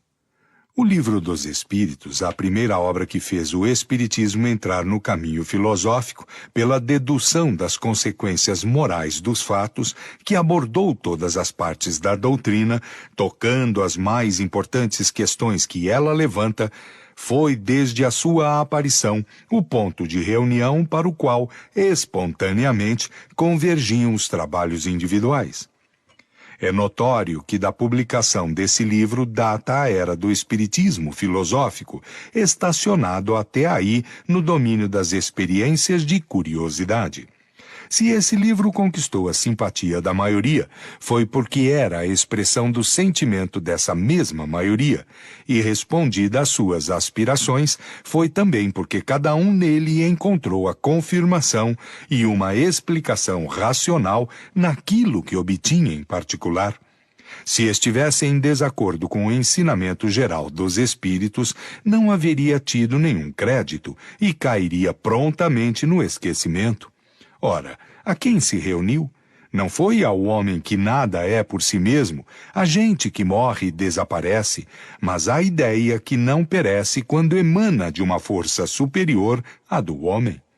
Essa concentração espontânea de forças esparsas deu lugar a uma correspondência imensa, monumento único do mundo, quadro vivo da verdadeira história do espiritismo moderno, onde se refletem ao mesmo tempo os trabalhos parciais, os sentimentos múltiplos que fizeram nascer a doutrina, os resultados morais, os devotamentos e os desfalecimentos, arquivos preciosos para a posteridade, que poderá julgar os homens e as coisas sobre peças autênticas. Em presença desses testemunhos irrecusáveis, em que se tornarão na continuidade todas as falsas alegações, as difamações da inveja e do ciúme? 53. Desse estado de coisas, resultou uma dupla corrente de ideias, uma indo das extremidades para o centro, as outras retornando do centro para a periferia. Foi assim que a doutrina prontamente marchou para a unidade, malgrado a diversidade das fontes de onde ela emanou, que os sistemas divergentes tombaram, pouco a pouco, pelo fato do seu isolamento diante da ascendência da opinião da maioria, por falta de nela encontrar ecos simpáticos. Uma comunhão de pensamentos foi, então, estabelecida entre os diferentes centros parciais. Falando a mesma língua espiritual, eles se compreendem e simpatizam de uma extremidade à outra do mundo. Os espíritas se acharam mais fortes e lutaram com mais coragem, marcharam com passo mais seguro quando não se viram mais isolados, quando sentiram um ponto de apoio, um laço que os unia à grande família. Os fenômenos dos quais eram testemunhas não lhes pareciam mais estranhos, anormais, contraditórios, quando puderam ligá-los às leis gerais de harmonia, abarcar de um golpe de vista o edifício e verem em todo esse conjunto um objetivo grande e humanitário. Nota. Um testemunho significativo, tão notável quanto tocante dessa comunhão de pensamentos que se estabeleceu entre os espíritas pela conformidade das crenças, são os pedidos de preces que nos vêm dos mais distantes países, desde o Peru às extremidades da Ásia, da parte de pessoas de religiões e de nacionalidades diversas, e que jamais vimos. Não está aí o prelúdio da grande unificação que se prepara? A prova das bases sérias que por toda parte toma o Espiritismo? É notável que de todos os grupos que se formaram com a intenção premeditada de fazer cisão, proclamando princípios divergentes, assim como aqueles que por razões de amor próprio ou outras quaisquer, não querendo parecer sujeitarem-se à lei comum, se consideraram bastante fortes para caminharem sozinhos, com bastante luzes para se absterem de conselhos, nenhum chegou a constituir uma ideia preponderante e viável. Todos se extinguiram ou vegetaram na sombra. Como poderia ser de outro modo, desde que, para distinguirem em lugar de se esforçarem em dar maior soma de satisfações, rejeitaram os princípios da doutrina, precisamente aquilo que nela se faz o mais poderoso atrativo, o que há de mais consolador, de mais encorajante e de mais racional? Se tivessem compreendido a força dos elementos morais que constituíram a unidade, não estariam embalados por uma ilusão quimérica, mas, tomando o seu pequeno círculo pelo universo, não viram nos adeptos senão uma sociedade que poderia ser derrubada, facilmente, por uma contra-sociedade. era enganar-se estranhamente sobre os caracteres essenciais da doutrina, e esse erro não podia conduzir senão a decepções. Em lugar de romper a unidade, eles quebraram o único laço que poderia dar-lhes a força e a vida. Ver a Revista Espírita, abril de 1866, páginas 106 e 111. O Espiritismo sem os Espíritos, o Espiritismo independente. Fim de nota. Mas como saber se um princípio é ensinado por toda parte ou se não é senão o resultado de uma opinião pessoal? Os grupos isolados, não estando no caso de saberem o que se diz em outra parte, era necessário que um centro reunisse todas as instruções para fazer uma espécie de escrutínio e levar ao conhecimento de todos a opinião da maioria. Nota. Tal é o objetivo das nossas publicações, que podem ser consideradas como resultado desse escrutínio. Todas as opiniões nelas são discutidas, mas as questões não são enunciadas em princípios, senão depois de terem recebido a consagração de todos os controles, os únicos que podem dar-lhes força de lei e permite afirmá-los. Eis porque não preconizamos levianamente nenhuma teoria, e é nisso que a doutrina, procedendo do ensinamento geral, não é o produto de um sistema pré-concebido.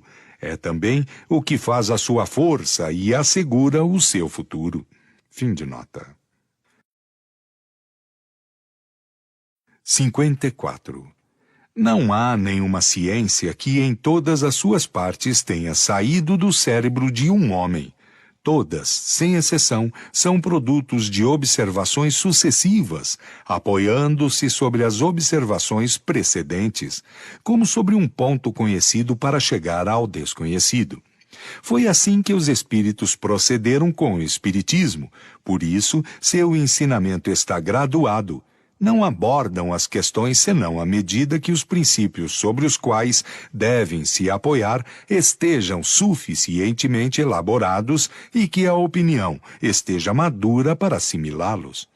Há mesmo que se notar que todas as vezes que os centros particulares quiseram abordar questões prematuras, não obtiveram senão respostas contraditórias, não concludentes. Quando, ao contrário, está chegado o momento favorável, o ensinamento se generaliza e se unifica na quase universalidade dos centros. Há, todavia, entre a marcha do espiritismo e das ciências, uma diferença capital. Estas não atingiram o ponto onde chegaram, senão depois de longos intervalos, ao passo que bastaram alguns anos ao espiritismo, se não para atingir o ponto, pelo menos para recolher uma soma de observações bastante grande para constituir uma doutrina. Isso deve-se à multidão incalculável de espíritos que, pela vontade de Deus, se manifestaram simultaneamente, trazendo cada um o contingente dos seus conhecimentos. Disso resultou que todas as partes da doutrina, em lugar de serem elaboradas sucessivamente durante vários séculos, o foram quase simultaneamente em alguns anos, que bastaram para agrupá-las e para delas formar um todo. Deus quis que assim fosse, primeiro para que o edifício chegasse mais depressa ao topo, em segundo, porque se pôde, pela comparação, ter um controle, por assim dizer, imediatamente e permanente na universalidade do ensinamento, cada parte não tendo valor e autoridade, senão pela sua conexão com o conjunto, todas devendo harmonizar-se e encontrar o seu lugar na ordem geral, e chegar cada uma a seu tempo. Não confiando a um único espírito o cuidado da promulgação da doutrina, Deus quis, por outro lado, que o menor como o maior entre os espíritos e entre os homens levasse sua pedra ao edifício, a fim de estabelecer entre eles um laço de solidariedade cooperativa, que faltou a todas as doutrinas saídas de uma única fonte. De outra parte, Cada espírito, assim como cada homem, não tendo senão uma soma limitada de conhecimentos, individualmente não estavam habilitados a tratar, ex professo, as inumeráveis questões nas quais toca o Espiritismo. Eis, igualmente, porque a doutrina para cumprir os objetivos do Criador não poderia ser obra de um único espírito, nem de um único médium. Não poderia sair senão da coletividade dos trabalhos controlados uns pelos outros. Nota. Ver em O Evangelho segundo o Espiritismo, introdução, página 6, e Revista Espírita, abril 1864, página 90. Autoridade da Doutrina Espírita, Controle Universal do Ensinamento dos Espíritos. Fim de nota. 55.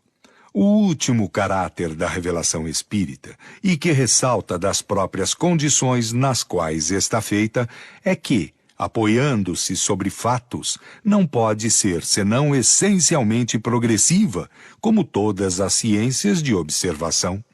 Por sua essência, contrai aliança com a ciência, que, sendo a exposição das leis da natureza, em certa ordem de fatos, não pode ser contrária à vontade de Deus, autor dessas leis. As descobertas da ciência glorificam Deus em lugar de diminuí-lo. Elas não destroem senão o que os homens estabeleceram sobre as ideias falsas que fizeram de Deus.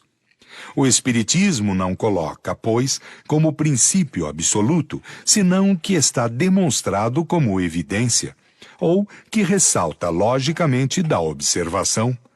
Tocando em todos os ramos da economia social, às quais presta o apoio de suas próprias descobertas, assimilará sempre todas as doutrinas progressivas, de qualquer ordem que sejam, chegadas ao estado de verdades práticas e saídas do domínio da utopia. Sem isso, se suicidaria, cessando de ser o que é, mentiria à sua origem e ao seu fim providencial.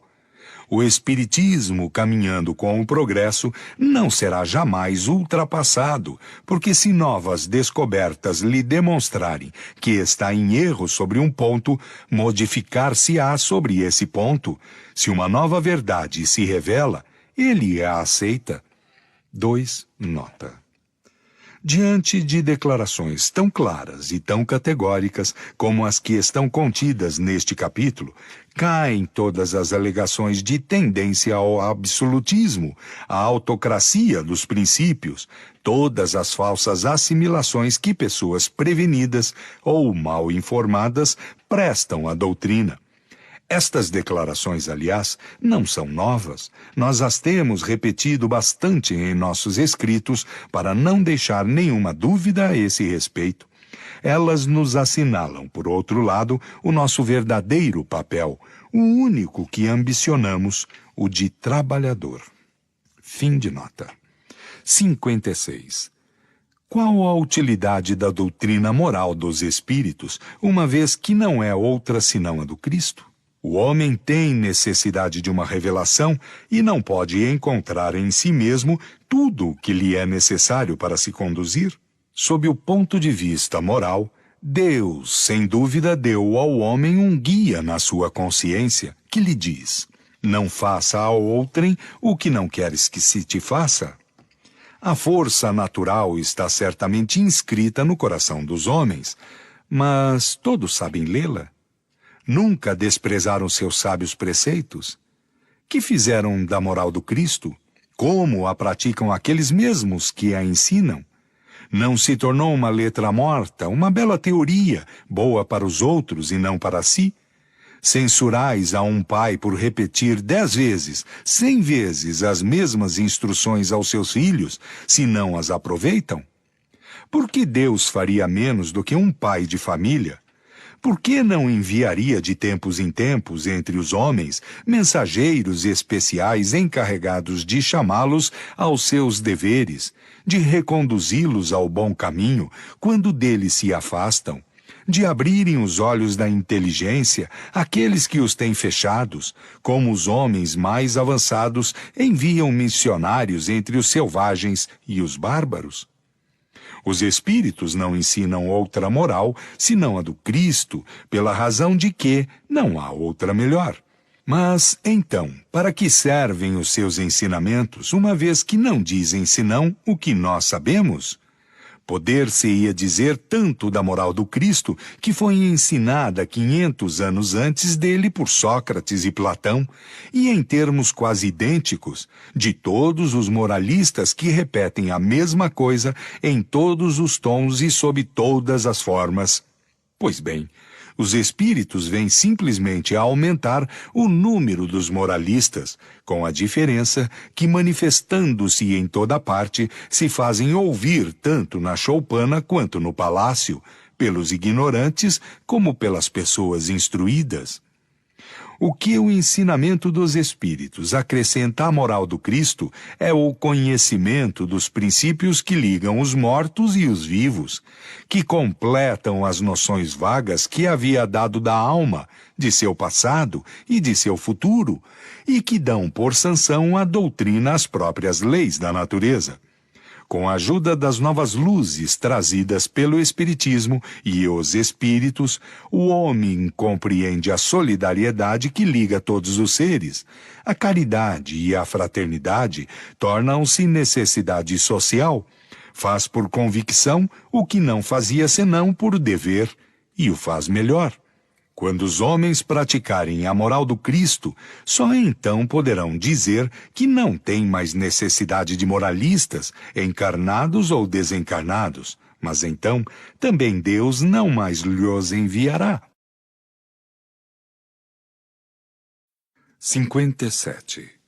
Uma das mais importantes questões, entre as que estão colocadas no alto deste capítulo, é esta: qual é a autoridade da revelação espírita, uma vez que emana de seres cujas luzes são limitadas e que não são infalíveis?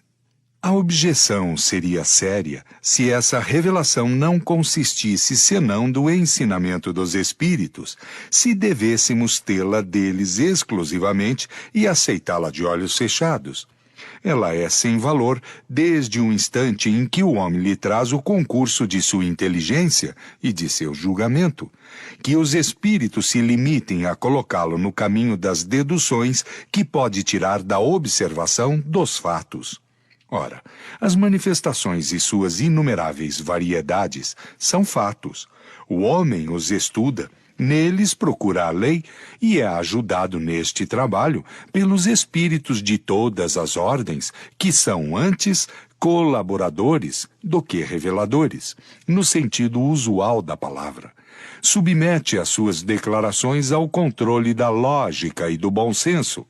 Desta maneira, ganha conhecimentos especiais que eles oferecem na sua posição, sem abdicarem do uso da sua própria razão. Os espíritos, não sendo outros senão as almas dos homens, em nos comunicando com eles, não saímos da humanidade, circunstância capital a se considerar. Os homens de gênio, que foram a luz da humanidade, saíram, pois, do mundo dos espíritos, como nele reentraram deixando a terra. Desde que os espíritos podem se comunicar com os homens, esses mesmos gênios podem lhes dar instruções sob a forma espiritual, como o fizeram sob a forma corpórea. Podem nos instruir depois da sua morte, como o fizeram em sua vida. São invisíveis em lugar de ser invisíveis. Eis toda a diferença. A sua experiência e o seu saber não devem ser menores, e se a sua palavra, como homens, tinha autoridade, não a deve ter menos porque estão no mundo dos espíritos. 58. Mas não são apenas os espíritos superiores que se manifestam, são também os espíritos de todas as ordens, e isso era necessário para nos iniciar no verdadeiro caráter do mundo espiritual, no-lo mostrando sob todas as suas faces. Com isso, as relações entre o mundo visível e o mundo invisível são mais íntimas. A conexão é mais evidente. Vemos mais claramente de onde viemos e para onde vamos. Tal é o objetivo essencial das comunicações. Todos os espíritos, a qualquer grau que tenham chegado, nos ensinam, pois alguma coisa, mas como são mais ou menos esclarecidos, cabe a nós discernir o que há neles de bom e de mal, e de tirar o proveito que os seus ensinamentos comportam. Ora, todos, quaisquer que sejam, podem nos ensinar ou revelar coisas que ignoramos, e que sem eles não saberíamos. 59. Os grandes espíritos encarnados são individualidades poderosas, incontestavelmente, mas cuja ação é restrita e necessariamente lenta em se propagar. Que um só dentre eles, fosse mesmo Elias, ou Moisés, Sócrates ou Platão, viesse nestes últimos tempos revelar aos homens o estado do mundo espiritual, quem teria provado a verdade de suas assertivas neste tempo de ceticismo? Não o teriam considerado como um sonhador ou um utopista? E em se admitindo que estivesse com a verdade absoluta, os séculos teriam se escoado antes que suas ideias fossem aceitas pelas massas. Deus, em sua sabedoria, não quis que fosse assim. Quis que o ensinamento fosse dado pelos próprios espíritos, e não pelos encarnados, a fim de convencer de sua existência, e que ocorreram simultaneamente em toda a Terra, seja para propagá-lo mais rapidamente, seja para que encontrasse, na coincidência do ensinamento, uma prova da verdade, tendo cada um os meios de se convencer por si mesmo. 60. Os espíritos não vêm para livrar o homem do trabalho do estudo e das pesquisas. Não lhe trazem nenhuma ciência pronta. O que pode encontrar, ele mesmo, deixa-no às suas próprias forças. É o que os espíritas sabem perfeitamente hoje.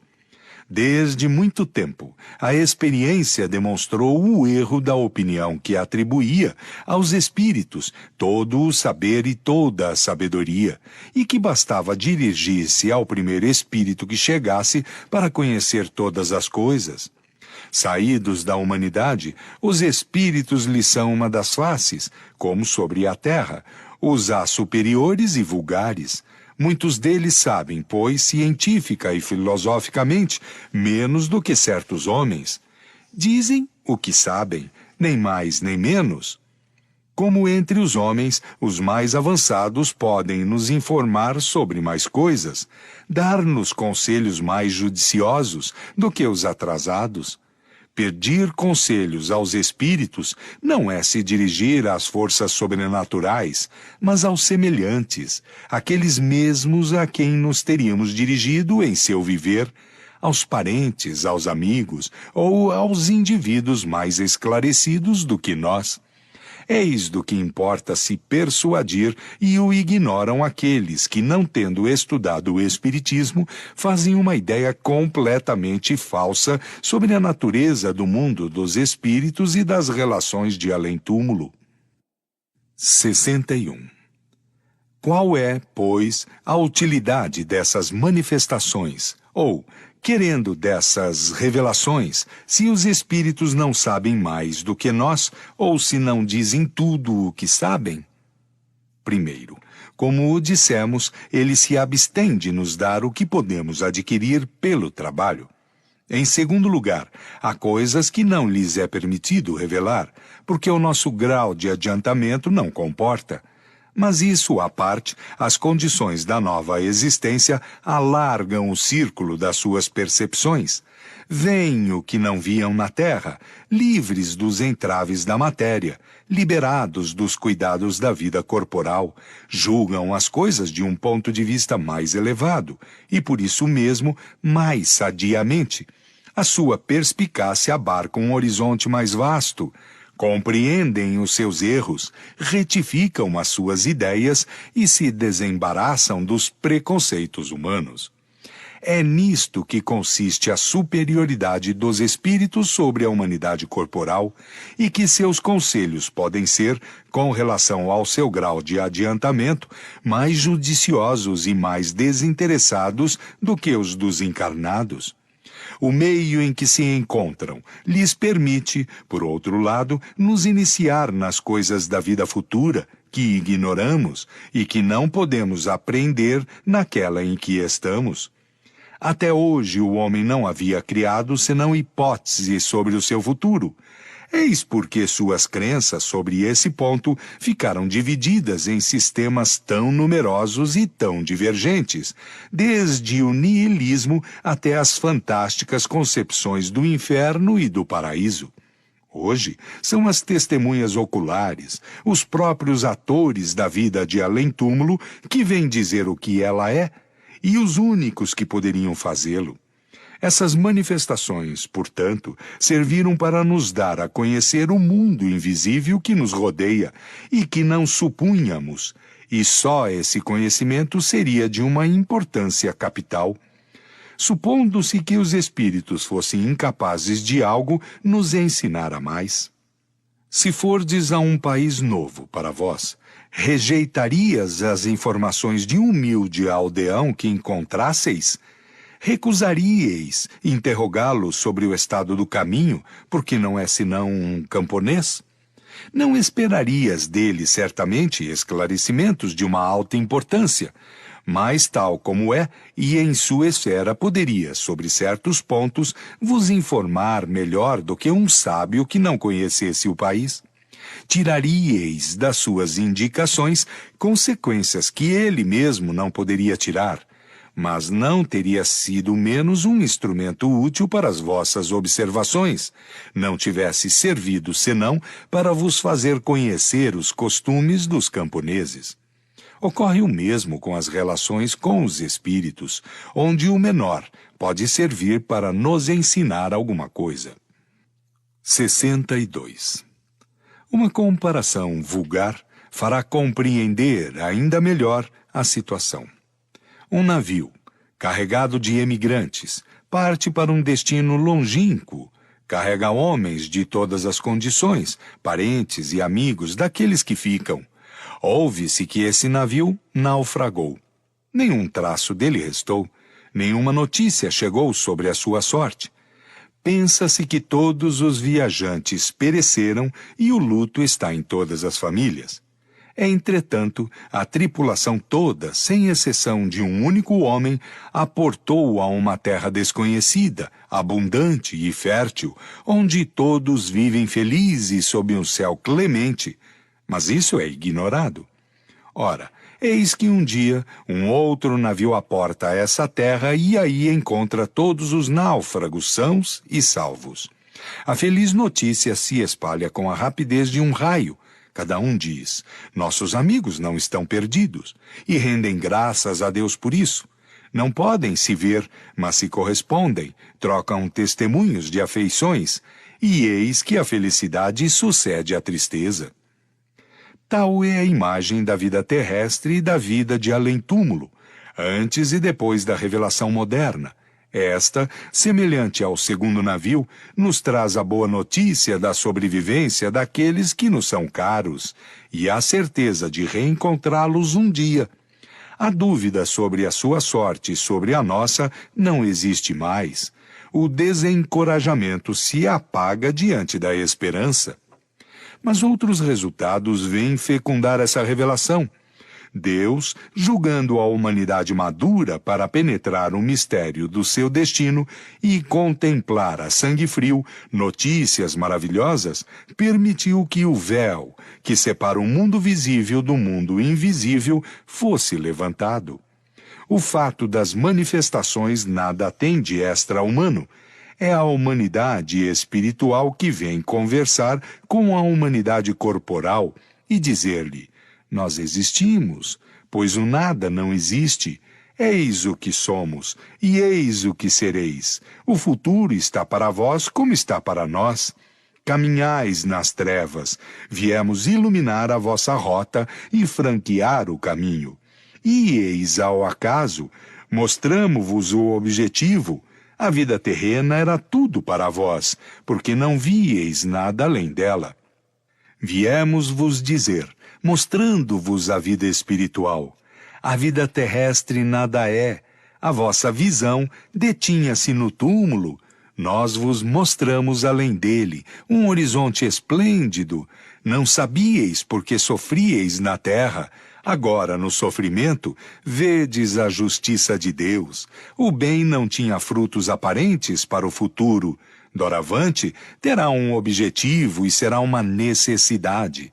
A fraternidade não era senão uma bela teoria. Agora, ela se assenta sobre uma lei da natureza. Sob o império da crença de que tudo termina com a vida, a imensidão está vazia, o egoísmo reina soberano entre vós, e a vossa palavra de ordem é, cada um por si. Com a certeza do futuro, os espaços infinitos se povoam ao infinito. O vazio e a solidão não estão em nenhuma parte. A solidariedade liga todos os seres para além e para aquém da tumba. É o reino de caridade com a divisa: cada um por todos e todos para cada um. Enfim, ao término da vida dizieis: um eterno adeus àqueles que vos são caros. Agora direis: até logo. Tais são, em resumo, os resultados da revelação nova. Ela veio encher o vazio cavado pela incredulidade, elevar as coragens abatidas pela dúvida ou pela perspectiva do nada e dar a todas as coisas a sua razão de ser. Esse resultado não tem importância, porque os espíritos não vêm resolver os problemas da ciência, dar saber aos ignorantes e aos preguiçosos os meios de enriquecer sem trabalho. Entretanto, os frutos que o homem deve dela retirar não o são apenas para a vida futura. Desfrutá-los-á na terra pela transformação que essas novas crenças necessariamente devem operar em seu caráter, seus gostos, suas tendências e, em consequência, sobre os hábitos e as relações sociais. Pondo fim ao reino do egoísmo, do orgulho e da incredulidade, elas preparam o do bem, que é o reino de Deus anunciado pelo Cristo. 1. Nota.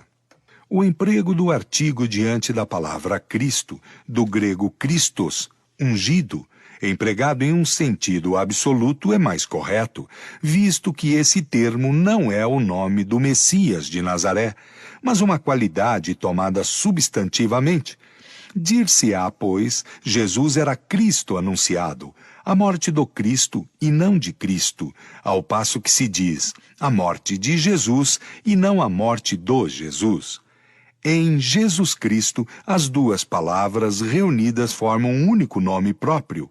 É pela mesma razão que se diz: o Buda Gautama adquiriu a dignidade de Buda por suas virtudes e suas austeridades.